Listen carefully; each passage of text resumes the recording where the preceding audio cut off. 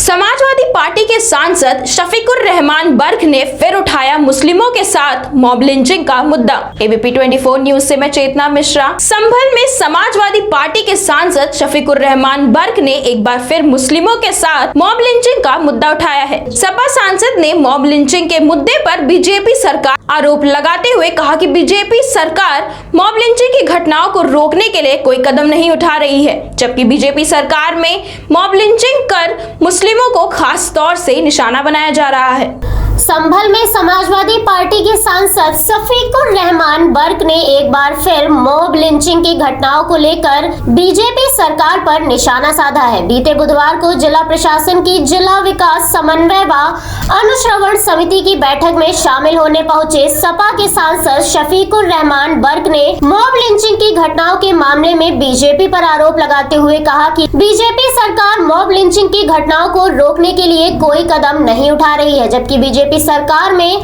Mob lynching की घटनाओं में मुस्लिमों को खास तौर से निशाना बनाया जा रहा है। सपा सांसद शफीकुर रहमान बर्क ने बयान देकर कहा, हालांकि यूपी के नए डीजीपी ने बयान देकर मुस्लिम के साथ मॉब लिंचिंग की घटनाओं को रोकने के लिए प्रयास किए जाने की बात कही है, लेकिन इस मामले में बीजेपी सरकार की ओर से अभी तक कोई प्रयास सामने नहीं आया है। इस दौरान सपा सांसद शफीकुर रहमान बर्क ने जिले में बिजली विभाग के अधिकारी और कर्मचारियों पर बिजली उपभोक्ताओं को बिजली चोरी के झूठे मामलों में फंसाकर अवैध वसूली किए जाने का आरोप भी लगाया। बिजली महकमे के अधिकारी और कर्मचारियों पर अवैध वसूली के आरोप लगाते हुए सपा सांसद ने कहा कि अवैध वसूली के लिए संभल शहर में ही लगभग 800 लोगों के खिलाफ बिजली चोरी के झूठे मामले दर्ज किए गए हैं। संभल से हमारे सहयोगी सरफराज अंसारी की रिपोर्ट।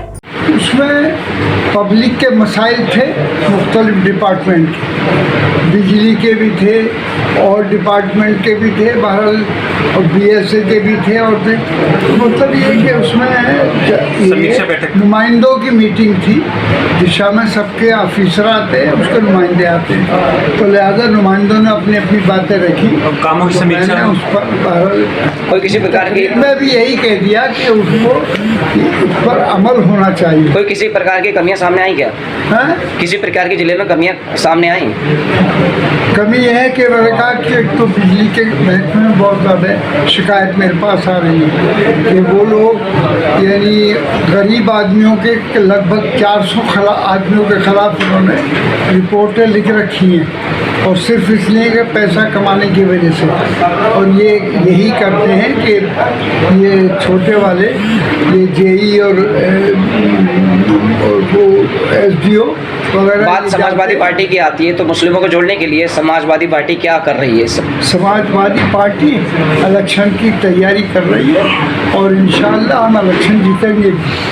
अभी दिल्ली में कुछ आतंकवादी पकड़े गए हैं, इसको यूपी संप्रदाय को लेकर कोई कार्रवाई हुई है? कुछ लगता है आपको कि कौन पकड़े गए? दिल्ली में कुछ आतंकवादियों की गिरफ्तारी हुई है। आतंकवादी अब ये कहा, ये तो हमने बहरहाल हमारी मांग पहले से ही है कि जो आतंकवादी जो आम जनता के साथ जो जैसे मॉब लिंचिंग का है मामला, हालांकि अभी जो इस बार डीजीपी आए हैं उनका आज बयान भी आया है कि इस सिलसिले में सख्त मैं कार्रवाई कराऊंगा और इसमें एक्शन लिया जाएगा।